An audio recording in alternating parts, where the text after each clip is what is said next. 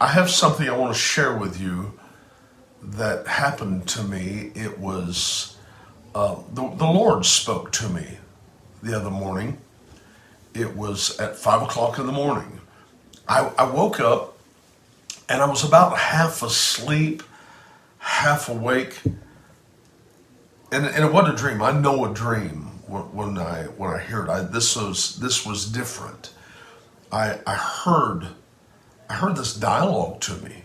I heard it, and it was talking about common ground, and it was talking about you and me, the common ground that we would have, or maybe just anybody, the common ground that they would have. And so that's kind of what this conversation was. And so I was listening, and I thought, that is so beautiful. I mean, it was just almost poetic. It was just so beautiful, and I was listening. I was so moved by it, and I grabbed my phone and I wanted to try to write down what I heard, what I could remember. There's been times in the past when the Lord spoke to me, but it was always just a very short sentence. Just do this, don't do that, that type thing. But this was just a little bit longer, and it was beautiful. And so I wrote this down, and I wanted to just share it with you, what I felt like the Lord had for me, because this was dealing with our relationship with one another, our relationship with other people, especially where you found diversity. In other words, where you found differences in people's lives, such diversity. And well, let me just read this to you. This is what I got, and I don't want to try to tell you. Let me just read you what I wrote down that morning. This is what I felt was the word of the Lord. This statement that was given to me. And let me just preface this right quickly. Is I had talked to the Lord back some time ago concerning Camelot. Now, Camelot was a place, the King Arthur story. That's where they had the round table, and people from diverse kingdoms would come. They'd lay their sword on the table. There was an equality at that round table. Well, that came into this. So anyway, let me read to you what I heard. Here's what it says. It said, diversity is transformed into unity on common ground. That's so powerful. I want to say it again. Diversity is transformed into unity on common ground. If you only embrace those with whom you completely agree, you will most likely live a very lonely life. The question comes down to this. What is the common ground that you have? It's on the common ground that you're able to cultivate relationships and friendships, which is where life is lived, look at this, in peace. See, that's what we're going for. So many people are searching for that. But he said, what is the common ground that you have? Because it's on the common ground that you're able to cultivate the relationships and friendships, which is where life is lived in peace. And here he finished it with this. He said, this is the premise on which Camelot and the round table is built.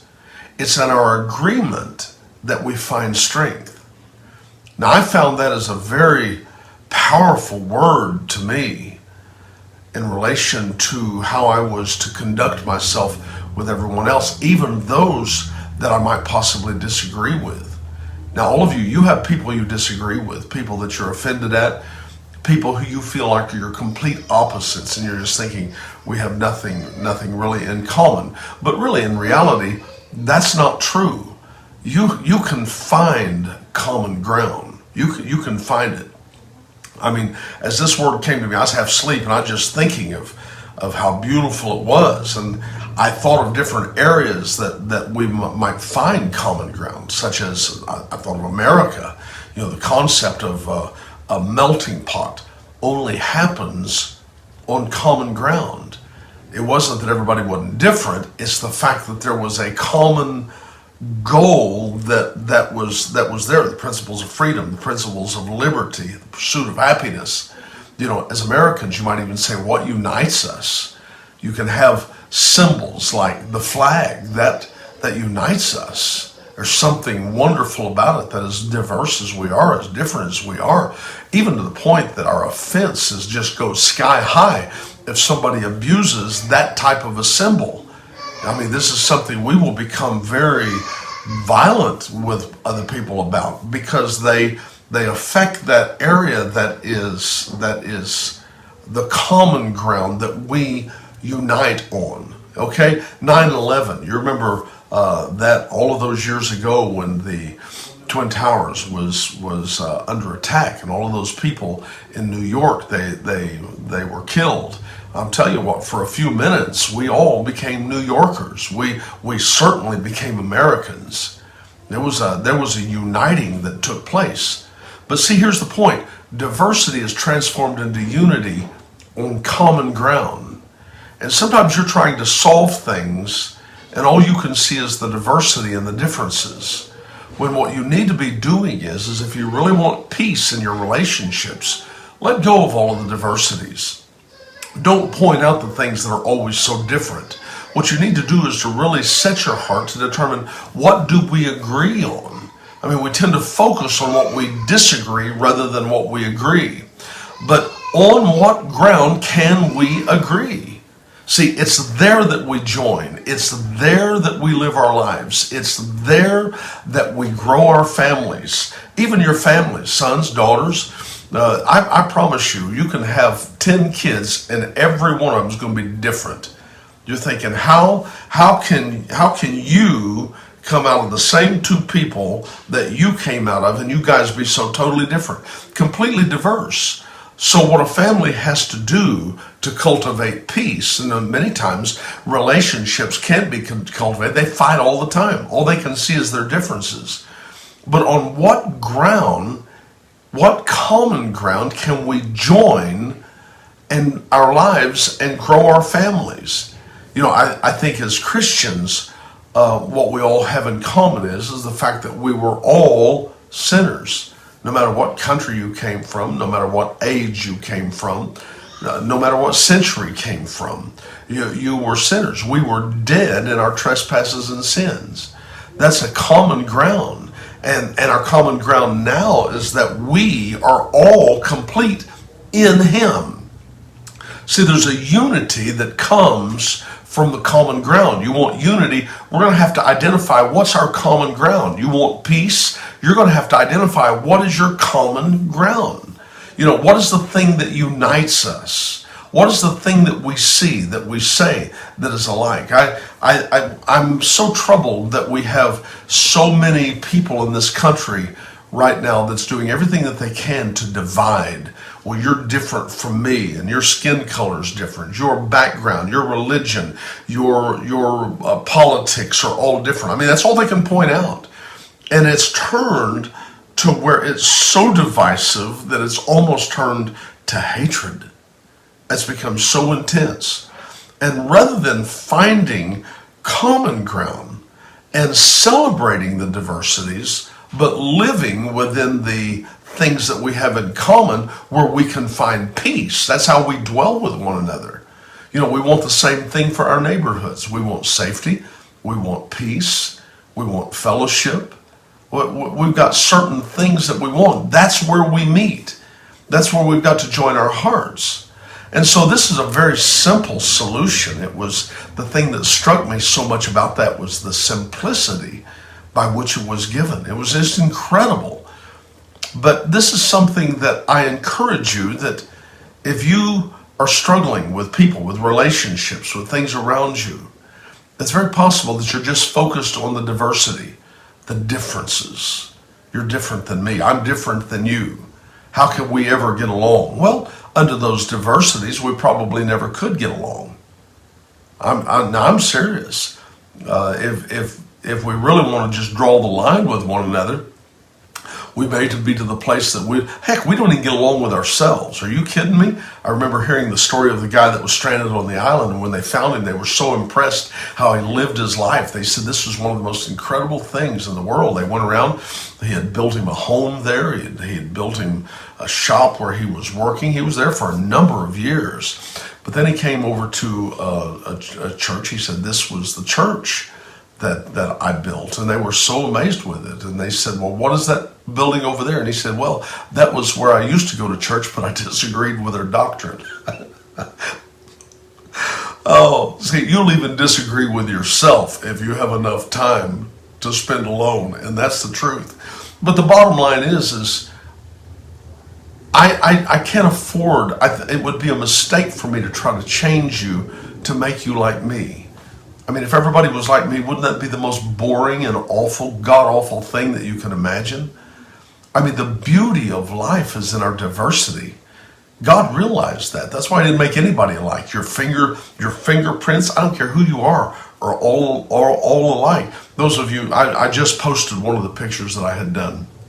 And I'm going to post those every week or so, just some new ones that I do, because I appreciate so much how you've celebrated with me. But I've studied art, and I've really put some time into it, and drawing portraits and that type of thing.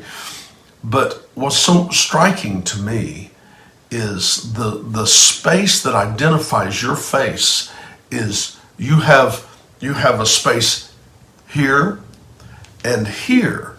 You have two eyes like everyone else. You have a nose like everyone else. Now, not everybody has a beard like I do, but you have a mouth. Two ears like everybody else has, usually two eyebrows. Now, I know most of you have more hair than I do, but the fact is boy, we all have the same stuff. We do.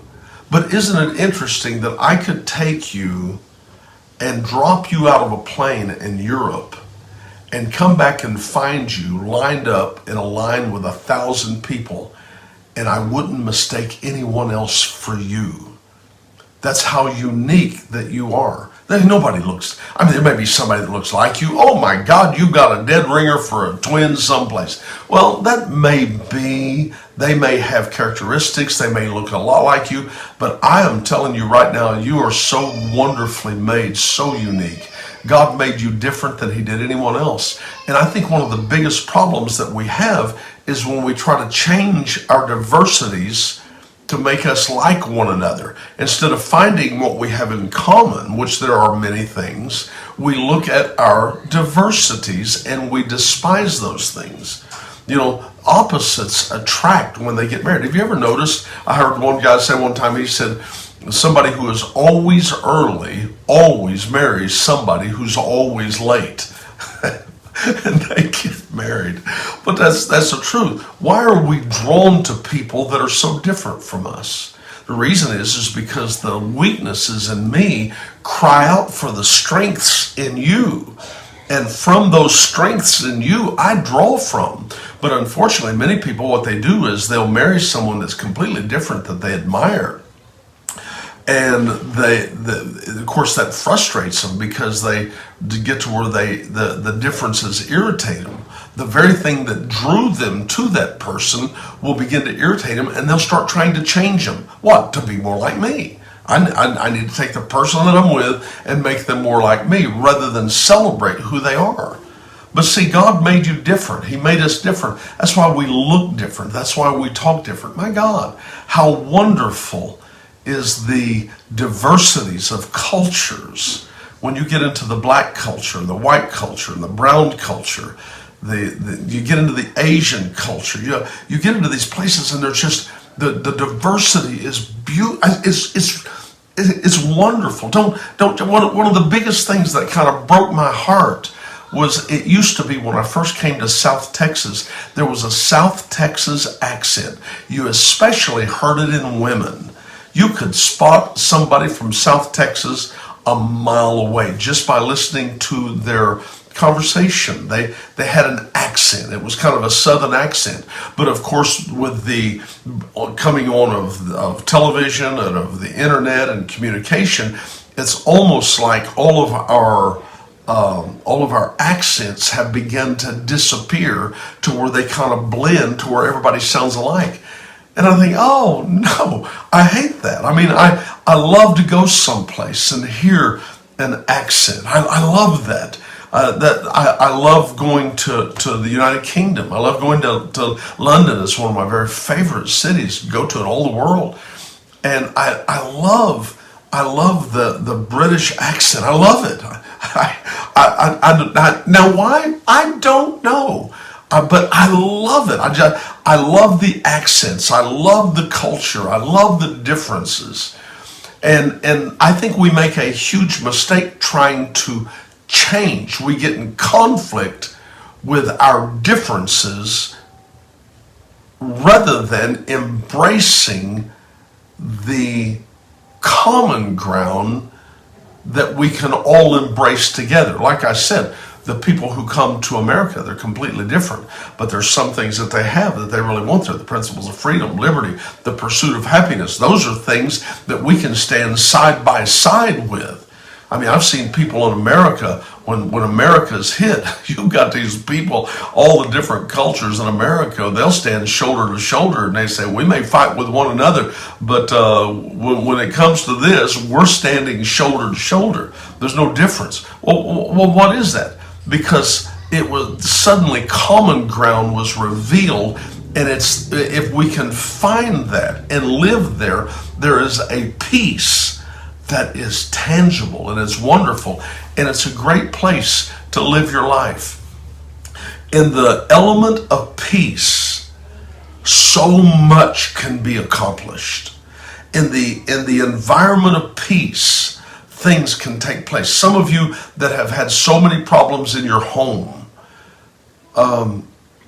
when something steals your peace, you're in trouble. I'm just telling you, you need to guard your peace. Guard your peace. Don't let anything, because once you eliminate peace from a home, suddenly turmoil begins to rise up. And what it'll do is it will literally make havoc of your home. There's no peace, there's no joy. I don't even want to go home. I don't want to be there. Why would I want to just go fight? So you're going to have to make the decision to stop focusing on how someone is different and, well, I just don't like them. That just bugs the daylights out of me. Well, you might have some things about you that's a little bit annoying. Just a smidge bit. I mean, I don't want to be uber critical about it, but that could be the case. So what you need to do is get your mind off of, if somebody different, let it go. Just let it go. Does somebody behave differently than you? Well, that's good. Let it go. Does someone talk different or walk different? Learn to celebrate those things, but turn your focus on the common ground. Now, can I just read that to you one more time? That word that came to me, I really feel like this was a word from the Lord. He said, diversity is transformed into unity on common ground. If you only embrace those with whom you completely agree, you will most likely live a lonely life. The question comes down to this. What's the common ground that you have? It's on the common ground that you're able to cultivate relationships and friendships, which is where life is lived in peace.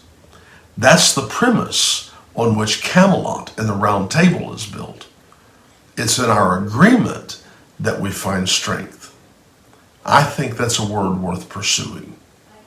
Well, I love you guys. Thank you for taking a few moments with me. I have certainly missed being with you. And this next week, hopefully, we're going to be hitting it hard. But I love you. Please push like, push share. I would appreciate it if you would leave a comment. And, like I said, I'm going to occasionally be putting up some artwork. Would you please share that? That would be very beneficial and help me have an opportunity just to maybe affect other people. Sometimes words doesn't affect people, but art does. Sometimes people won't take time to listen to thoughts, but you can put a piece of artwork and people spend some time looking at it. And so it's just, we're always looking for inroads into people's lives. So it would be very, very helpful to me if you could push share as much as possible. Go to my YouTube channel, please push share. Check things out. Website, jerryedmon.com. I've got some incredible things on my website. Would you please go there and just nose around, and I would certainly appreciate it. I love you guys. I really do. Thank you for being a part of this today, and I'm going to plan on seeing you next time. So until then, God bless you.